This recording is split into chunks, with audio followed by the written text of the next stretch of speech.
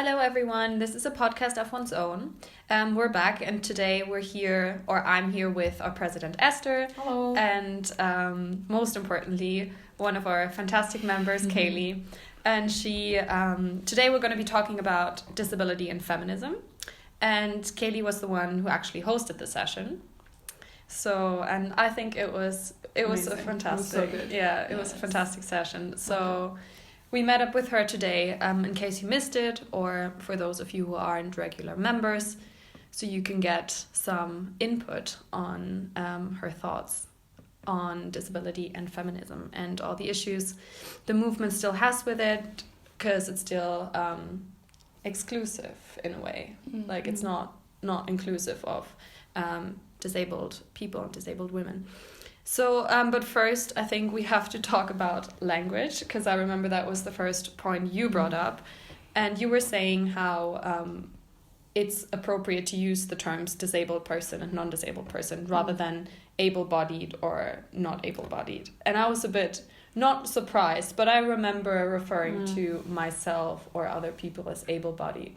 Yeah. Why is that? I think it's okay if you self-identify as able-bodied, knowing that you don't have a disability. But I think if you start polarizing, like assigning that label to other people that you don't know, and being such a binary as well is quite dangerous, because, as you know, like Esther could have a disability, and if I go and call her able-bodied when she really does have a disability, that's not inclusive. Because some disabilities are more visible than others. No? Of course, yeah. Then I guess it's also like any form of binary, like you're saying, is just dangerous as it is, because it's going to just create more of a divide like socially, that just the perception of like someone who is able-bodied and someone who's not able-bodied, like that becomes much more of a contrast, whereas if you see more of a spectrum, then there's going to be a lot more, I think, like compassion, understanding as well. The biggest example I can think of is like accessible toilets and accessible parking. There's so many times when someone would maybe walk out of an accessible toilet and get yelled at or shouted at, like, oh, you shouldn't be in there, you shouldn't be doing that, you shouldn't be parking there, why do you have a blue badge? And it's like, well, not everyone there's a wheelchair user. Exactly, and there's a lot of kind of like a campaign, you might have seen them already on some accessible toilets, it says not all disabilities are visible and things like that. And I don't know the exact stats, but there was a very, very, of all the disabled people in the UK or the world, there's a very, very, very small percentage are actually wheelchair users, but the symbol of disability is the wheelchair.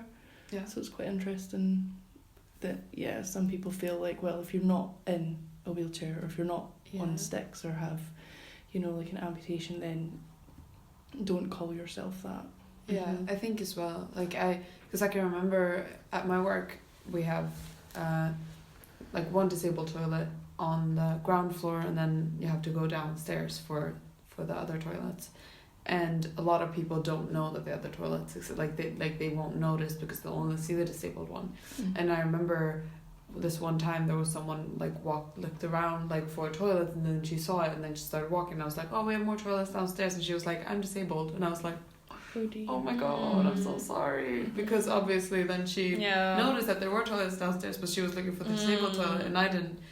You're blushing right now. I'm just thinking about it. It was terrible. It was so, and that was like a reality check for me, where I was obviously something that I knew before. Like you're saying, there are those signs in certain places, like all disabilities are not visible, and I mean, since that happened, I was like, that I'm not gonna ever call someone out for that again. And it's kind of like just an understanding socially that don't occupy disabled toilets if you don't need them, and just trust that the people that need them for sure, or changing rooms just clothing stores or something, because when there's not a person in a wheelchair in a queue, people just go in there and just try on clothes, and I'm like, what? I mean, just because there's not, a wheelchair user here present doesn't mean there's not maybe a person in the queue who actually needs that room. So, it's just... but also, I don't know where it was, but I remember hearing like language wise that most, or like not most people, but those people sort of preferred it was like a person before the disease thing or something, like person before the condition. So it's like a person with a disability rather than saying disabled person. I think person first language person is the first sort of language, thing. You see it in other places, like I'm just thinking of like uni, like cultural theory, literary theory. You always say like person of colour is like what you would say over you know black person in a sort of academic sense anyway. But when it comes to disability, I think it is more important to say disabled person. Personally, I'd rather someone saw me as that than like a person first, because if someone said to me, I don't see you as disabled, I see you as a person, I see you as you know, you're an individual first, that's great, you know, and I appreciate that, but it really does negate a lot of my identity and needs. For once, with people of colour or other like gender and sexualities, of course we're all people, but those identities don't really have an impact in other areas in the same way that disability does. I think it's also like, I know that there's a lot of like discussion about especially using the term like person of colour or black person, that is debated quite a lot, because saying person of colour is quite white centric. Because it's like you're saying that white is the norm, and then this person is someone who's coloured, where it's like if black and white are, I remember like, which how one coloured is more colour, you coloured know what I mean? used to be a term, like no one says that anymore. No one says like it's a coloured person, cause but then so like I think it's a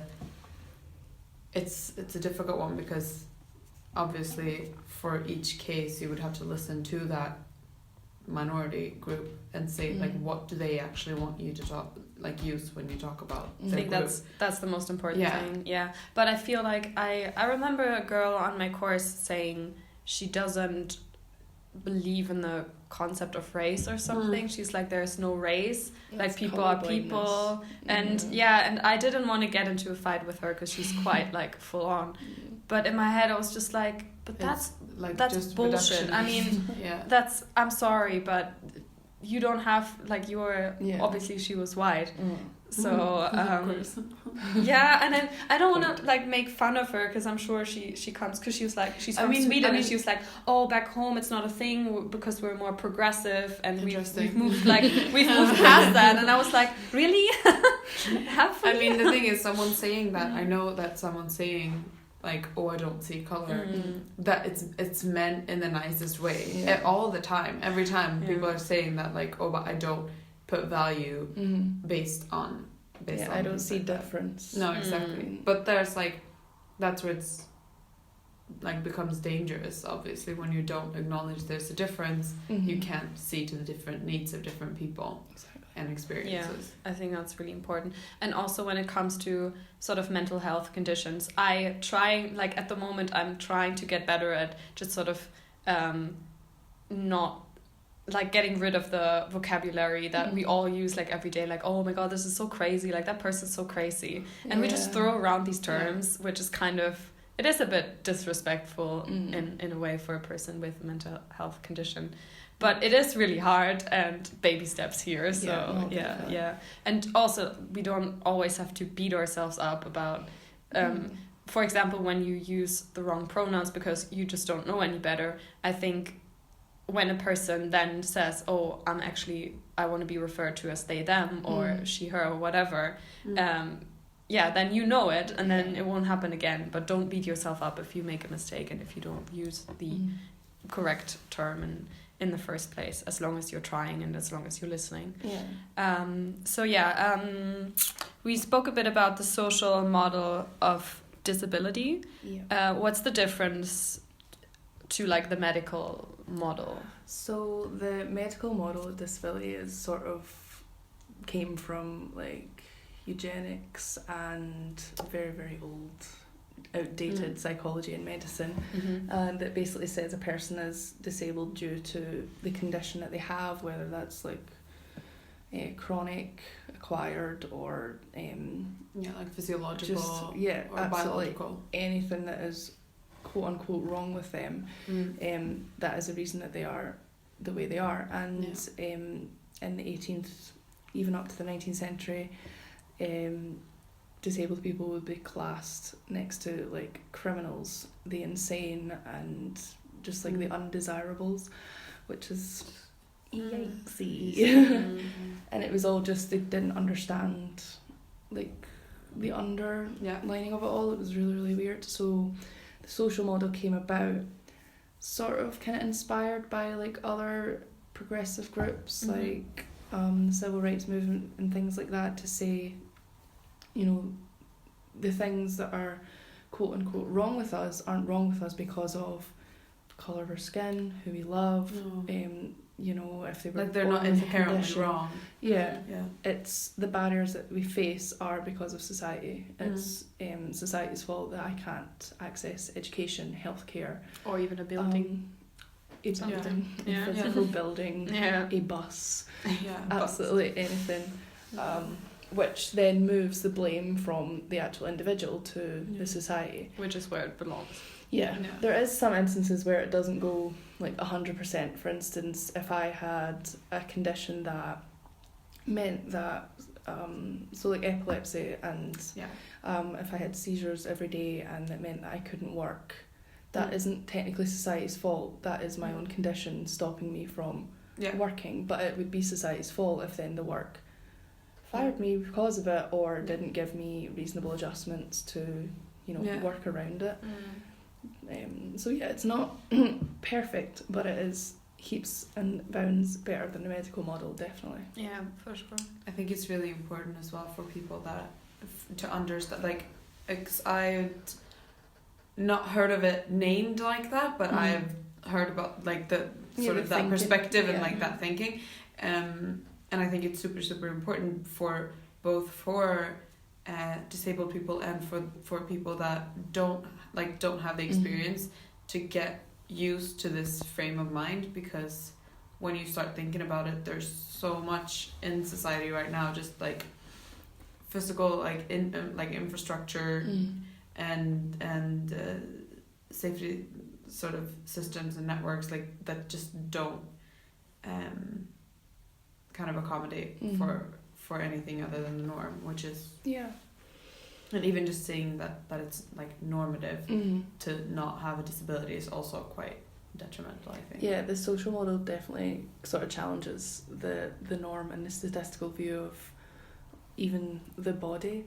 Like when we were speaking the other week about medicine and feminism and how that all these tests that are getting done and treatments that are being tested are usually on a certain group of people. Men, which is the default. A default, exactly. So an able body is the default no matter what.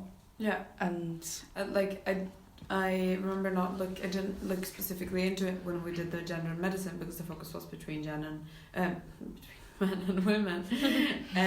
Gender, but like any type of study like that is also going to be like heavily biased against the disabled community, because for a multitude of different reasons they're just not going to be a part of the sample group. And I think that makes society at large kind of underestimate the like portion of like the actual demographic group that it is, because I think it's largely seen as this tiny little minority that, you know, and that's why it's also kind of, I guess, can be brushed under the rug, certain things like, oh, but like, yeah, we could make these changes, blah, blah, but it's only like a tiny portion of the population that it actually matters for. And then you're like, yeah, but no, though, like there's much more people that are affected by this than people actually think. Yeah, I know that when Zena was looking at psychology papers from even this year, not even from like the 50s or 60s, and it was comparing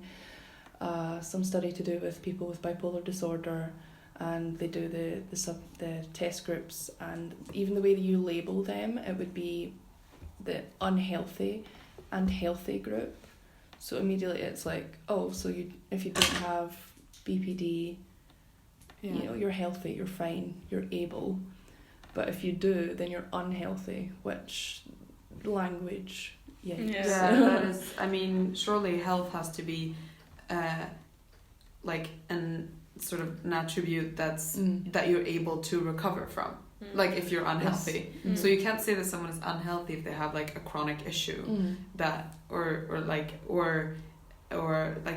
I don't know, a chronic disease. I guess maybe I mean it depends, but like you couldn't say that someone's unhealthy because they have a disability. No, Because that's just it's just the way that it is. Yeah. You know, it's just like one condition of living as opposed to another. Yeah. So I found it also like speaking about the world not sort of accommodating your needs as a disabled person.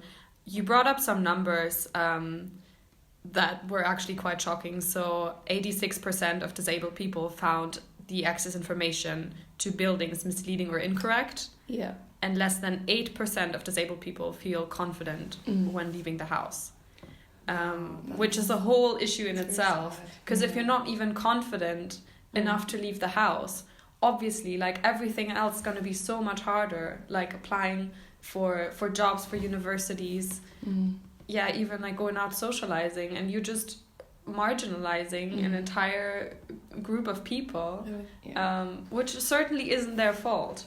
Like I feel like the mindset when you're like, oh, just get over yourself, like just leave the house, just do it. But then it's like, not especially that if easy. society is just not going to be accommodating once you go out either, and the fact that a lot of people then don't feel comfortable going out and ends up like causing isolation is also going to make invisible, people exactly.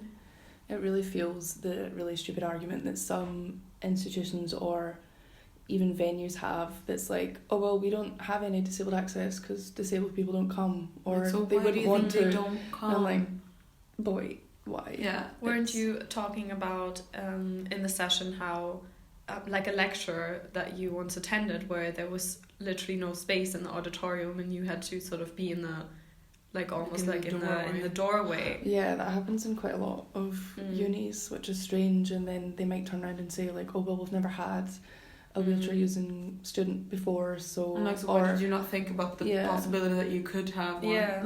Which also if you make sure that even when you've never had a disabled person attending that lecture, just make sure that it would be possible for them, they will come. But if it's just not accessible for them, obviously they're not gonna feel included and welcome. Like we were talking, one of our members is studying, we were talking about it in the session, one of our members studying interior design, and just the fact that it was kind of she's in second year, I think, so like maybe it hasn't gotten that far, but then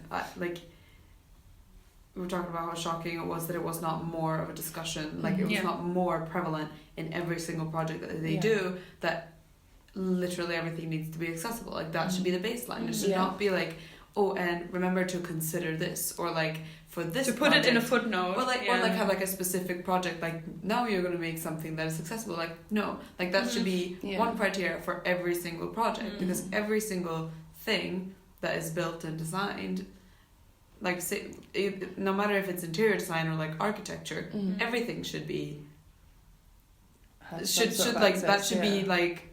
But honestly, this criteria for it to even be done in the first place. This lack of sort of, or this being like on a course where it should be a crucial component, and they're just so inconsiderate. I mean, it's sad, but it doesn't surprise me when I think back to like school, for example. Like we've never learned anything about the history or like the sort of the movement that you were speaking about for a bit, like the milestones at least. You know. It was never mentioned. It wouldn't, if you going back to buildings, even if every single building in the entire world was accessible, that wouldn't stop ableism, but and people being excluded. But even if that was, like you said, the absolute baseline, but if you get to the stage where you're working in construction or estates, but you've never ever learned about how steep a ramp should or shouldn't be, or like how high light switches should be, you're not going to consider it. And it's not exactly their fault. They're not, if they're not disabled, they're not going to have the entire knowledge and for sure, understanding of where things should be and where they shouldn't.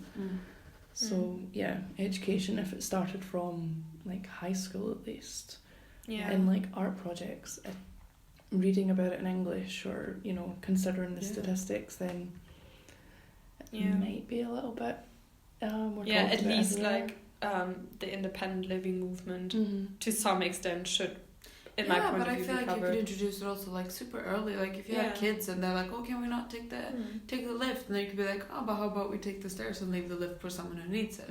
Like you can say that to a small child, and they would start. They would pick it up quite quickly. Like just make it part of that like. I've had children like come up and they'd maybe be like, oh, what's that? They see the wheelchair and they're like, oh, well, why is that girl in that? Blah. And then the mum pulls them away, like, don't look at them, don't do that. This is an opportunity for education. Okay. Yeah, literally. And that just teaches a child like you shouldn't approach people like that. Yeah. Or step away from them. Don't just ignore them. It's fine. I mean, I do. I think for some people it's just kind of like they don't really know how to deal with it, and they don't want to be insensitive. Assuming the best, I'm sure there are a lot of people who literally are just like, that's weird, I don't care or something. But obviously that's not a solution for anything. So it's really important to, as with any sort of like social issue and exclusion, to just educate people when they're young. Because I mean, we're doing all this now, and that's like part of why I love being in GenSoc, because I literally learned so much from every session, not just the one where I do research, but it shows you how kind of ignorant you as a non-disabled person are in your everyday life, how inconsiderate. So I hope everyone listens to the podcast and start 100% thinking about it. No, but like even in a situation like that, I can understand that, especially if you're not super read up on the topic and your kid says something like that to someone who's in a wheelchair, and then you're like, oh my god, I don't want to say anything that's not right now. Like I don't want to accidentally misinform my child in front of this person who actually knows. But then there's nothing wrong. There's literally nothing wrong with just saying to the child, oh, some people just need to like use a wheelchair to get around. And then you can have a longer conversation with the kid later if you want to like prepare for it. But like that, no one's gonna think that is the wrong thing to say. Even if you as a parent would say, oh, it's that person isn't able-bodied or whatever, obviously that's not the correct term, or the term that you would necessarily want to be referred to by, but it's still like, then you could be like, actually, this is what I would self-describe myself as. So even when you say something wrong, it's not the end of the world. No, definitely not. It's better to so much better than to just engage in the discourse instead of just ignoring it and just sweeping it under the carpet. Because to be honest, like disability can happen to anyone. It's not like white people like, oh, race doesn't affect me. No. Yeah, I mean, if you're born a race, and that's not going to change. But like you're saying, anyone could like, it could just happen, or it could be in an accident, and then you end up having to like be in a wheelchair for the rest of your life. You don't know. And I was studying a lot about the difference between specifically men who are born disabled and acquire a disability, and how they sort of view their identity. They kind of see themselves when they're born with it. It's like such a part of them, and it's just like they don't see themselves as like a hegemonic like masculine person, but they accept that and they sort of like move on with it. The same that I've had my disability all my life, and I don't know anything else, so I can't really compare. But if you acquire a disability, a lot of the studies are around spinal cord injuries, so SCIs, and the majority of men feel like they've lost a part of themselves. That is a discussion you could have about masculinity in itself, the kind of like toxic traits of it. And it's like, well, are you you feel like you're less of a man? And what does that say about the men because you're disabled? Disabled. It just shows how fragile these constructs are. Masculinity, what is it even? Like, it's a social construct. as we repeat over and over again here. But yeah, that actually made me think of what we also talked about in the session, the representation of disabled people in sort of pop culture or the media, and how problematic it is. And it's kind of like when we were talking about Glee and Artie, which is sort of the first thing that came to my mind as well, I'm like, isn't it better to have some representation, even when it isn't perfect or accurate, rather than just not having it at all? Should we just outline like what's like just for listeners, like we're talking about the TV show Glee. Everyone knows Glee, and Archie, the character who is in a wheelchair, and like what did we find problematic? Well, what is problematic? For one, the actor isn't disabled. I think that was the main one. Which is called cripping up in the industry, apparently. Wow. Yeah. Yikes. That's yikes. So bad. There's so many instances of that going back. I think there was like someone did a statistic thing about how many men, specifically men, played a disabled character in one. We're not making this up, it's specifically men. Genuinely, like there was no, like women have played like real serial killers and real this, real that, but it was, if it's a disabled character that's won an Oscar, it's a man. So like Daniel Day-Lewis won out to play Christy Brown, who I'm writing my dissertation on, an Irish author with cerebral palsy. Eddie Redmayne won for playing Stephen Hawking. I was going to mention that in the session and I forgot, but that's like such a big one as well. Pacino for playing a blind man in Scent of a Woman. I think he won. He was definitely nominated. And Scent of a Woman, that sounds so creepy. And there's kind of like people's arguments for this is like, anyone can't, like, we need a good actor, like first and foremost, and if they're a good actor they could act as anything, you know what I mean, like that's a good actor is like the first priority, but then it's like but how about we create try to create a cultural community where people with disabilities are like allowed and enabled to become good actors that are hired, like I think that's, some people would say, quite a revolutionary idea.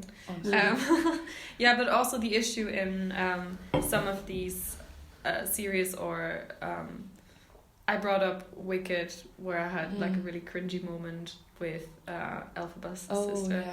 It's kind of the same thing. So I think the reason why they wanted a non-disabled actor to play Artie is because, like you said in the session, every couple or like every season there's at least one episode where he dreams about being able to walk and just dances around, and it's basically just the message it gets across is basically it's life as a wheelchair user sucks and you're just limited. Like the dream is always the dream is always which isn't good at all.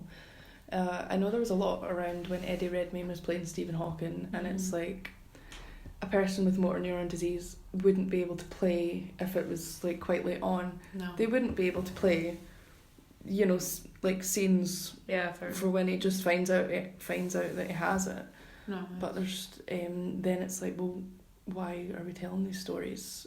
Why is there like such a thing about, why do we need to glorify Stephen Hawking more than he's glorified himself, as in he. And you were saying, and also like you could always have.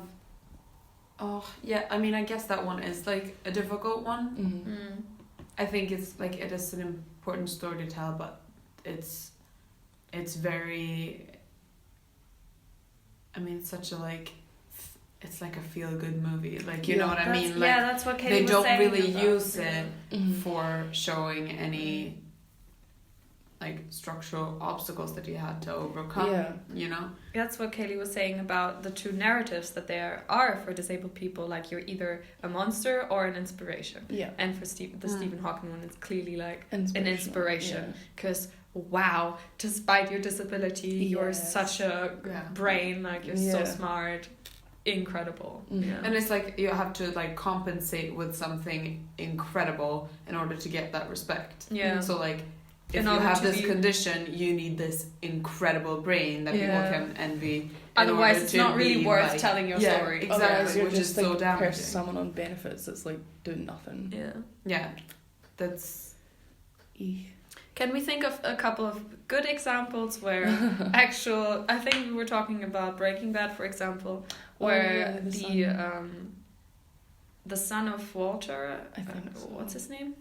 I don't know. I'm not. Is it not just Walter Jr.? Walter Jr. Is Easy. I was like, seen it all, I'm pretty sure it was basic, but yeah, it was very basic. So yeah, when Walter Jr.'s the role of Walter Jr. is actually played by a disabled actor. Which they talk about it really well. It's not used as a sort of plot point to get over or something like that. It's I think Walter, the reason he starts dealing or doing whatever is to pay for like medical bills for himself and his son, but it's not like a this tragic story about how Walter had to slim himself and sell drugs just to save his poor son. It's like it actually showed so like similar in media, mainstream media. I feel like how specifically Hollywood, but like any sort of industry portrays minority groups, like specifically for like I know for the gay and lesbian community, it's always like tragic or like I feel like now like fetishizing. I feel like it used to be like that for a long time. I feel like now it is getting better. Serious like sex education, we're sort of moving into like an era where it's kind of like, oh, coming out doesn't mean you have to commit suicide. Like it's okay. It's more like normalized and So let's move on from representation in the media and just mention a couple of sort of real life problems, let's call it like that, disabled people have to deal with. We talked a bit about body autonomy and violence against disabled women because they are more than twice as likely to experience domestic violence from their partners or parents, I assume. Which is not shocking because we know that the more marginalized someone is, the more exposed and vulnerable they are. But when we were discussing gaslighting in the other session, it was very interesting. From my own experience and from others, I definitely know that disabled people can be very like affected by it, if that makes from carers or parents or things like that, in instances where their family or friends or lovers, partners are such a big part of their care routine. The persons, I wouldn't be able to like run away if I need to rely on my parents to get me out of bed. And be fed and be like clothed and cleaned by someone so close. Like that structure can get that power dynamic can be really, really dangerous for disabled people. And the same with like financial abuse. So I think we talked about equal pay as well. All the different things about benefits and money. If the person with a disability isn't either able to control their funds themselves, or if they have them, I found that was so shocking. If there's other barriers in the way that say, well, like even although you as an individual case could look after your money, the law says that you can't. So when it's just like making what is it called when you just like project one thing like for everyone? Oh my god, generalizing. I guess. Well, you're like giving the same treatment to everyone, like irrespective of individual experience and conditions, which is just very medical. So just to make it just to stress it once again, if you were to marry Esther, for example, that would mean that you would not receive social benefits anymore, and it would go to Esther. Depending on my income, that would either be deducted, or if I had like a carer coming in for however long, even if it was an hour a week, and I married Esther, then it's like, well, Esther, you're my carer now. That is absolutely. Come wash my dishes. I don't I can't even begin.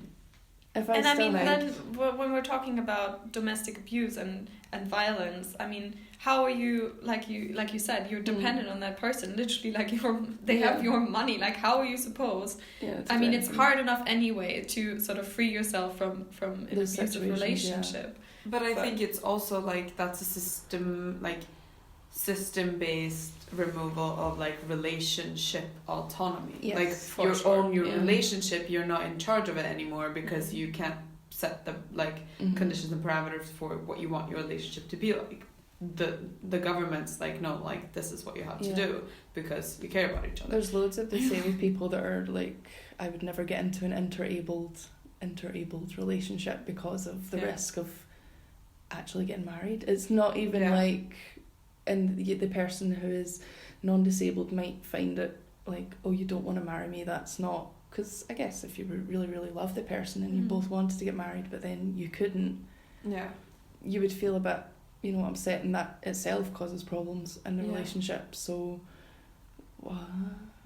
It's I think we could do an entire podcast episode on how shit the benefit system in the UK is. But I feel like that would sort of blow this session out of proportion.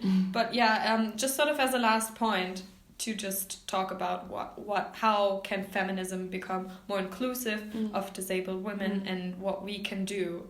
I remember because it was close to March 8 and we were just kind of talking about obviously it's great to march for equality and stuff, but how, are marches really accessible for disabled people? No. Mostly. Probably not.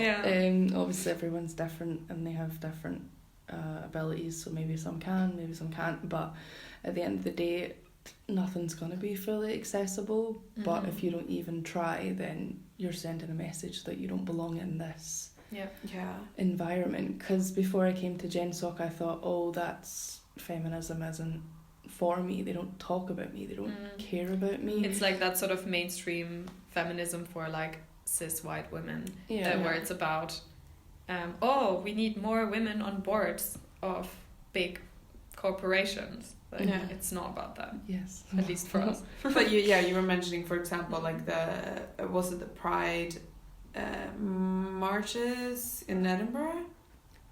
Oh yeah, there was disability prides. Yeah. There's not that many anymore.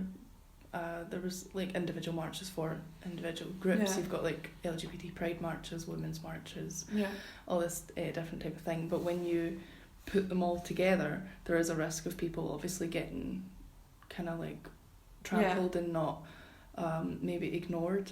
So things, when I see maybe like an International Women's Day post and it's like all the cute little pictures of women, and then you have the one girl on the side in a wheelchair, they're like, intersectionality. Wow. And I just but then like it's basically just tokenism. Yeah, exactly, tokenism, and it's I still. But then like also like the actual like route of the walks are sometimes like especially like in a city like this where it's just like built on levels and like going up the road a mile is not going to be like doable for some people, and that's like the main route for any. I mean, that's just exclusionary on a base level. Or even the online sort of campaigning that people do. I know a lot of people more a few years ago when there was like such a need to get people out to like vote in American and UK elections. And it's like, go out, do your bit. Like if you just stay at home and do nothing. Yeah, like tweeting is not enough. Tweeting is not activism, and it's like, well, sometimes that's all someone can do. And someone should have told me that before I took the position as communications manager. Sorry, guys, I'm so involved in activism. I tweet. No, I think today like online activism is just as important because it's reaching so much further. So it's not only about pushing for like physical accessibility, but also like socioeconomic. And like you mentioned, online, and just make sure if you're it's good if you want to represent disabled people, but make sure you do it properly. And involve disabled people in doing it properly. Definitely. Yeah. So those are sort of the main points. Oh my god, there are still so many points that we talked about in the session that we've not covered, but we have to stop. Yeah, we've reached 40 minutes, so I think thank you both so much, especially Kayleigh. We're going to wrap it up here. Thank you. And in the next session, we briefly mentioned gaslighting. So in the next podcast, we're going to be talking about psychological violence, emotional abuse, and gaslighting. So stay tuned for that. Yeah. Bye. Bye.